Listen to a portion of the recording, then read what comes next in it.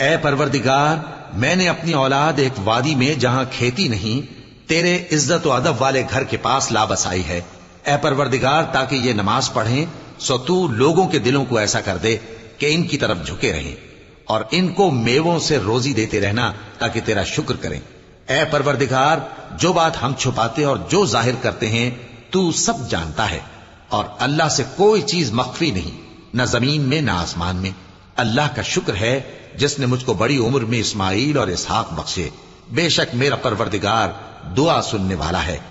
اے پروردگار، مجھ کو ایسی توفیق عنایت کر کہ نماز پڑھتا رہوں، اور میری اولاد کو بھی یہ توفیق بخش۔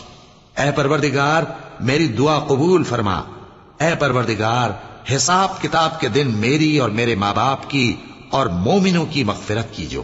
اور مومنوں، یہ نہ سمجھنا کہ یہ ظالم جو کام کر رہے ہیں اللہ ان سے بے خبر ہے، وہ ان کو اس دن تک مہلت دے رہا ہے جبکہ دہشت کے سبب آنکھیں پھٹی کی پھٹی رہ جائیں گی، اور لوگ سر اٹھائے ہوئے میدان قیامت کی طرف دوڑ رہے ہوں گے، ان کی نگاہیں خود اپنی طرف لوٹ نہ سکیں گی، اور ان کے دل مارے خوف کے ہوا ہو رہے ہوں گے۔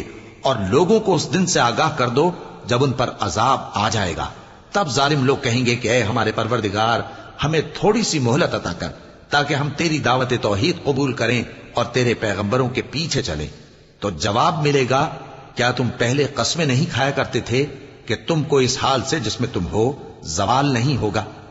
اور جو لوگ اپنے آپ پر ظلم کرتے تھے تم ان کے مکانوں میں رہتے تھے، اور تم پر ظاہر ہو چکا تھا کہ ہم نے ان لوگوں کے ساتھ کس طرح کا معاملہ کیا تھا، اور تمہارے سمجھانے کے لیے مثالیں بیان کر دی تھی، اور انہوں نے بڑی بڑی تدبیریں کی، اور ان کی سب تدبیریں اللہ کے ہاں لکھی ہوئی ہیں۔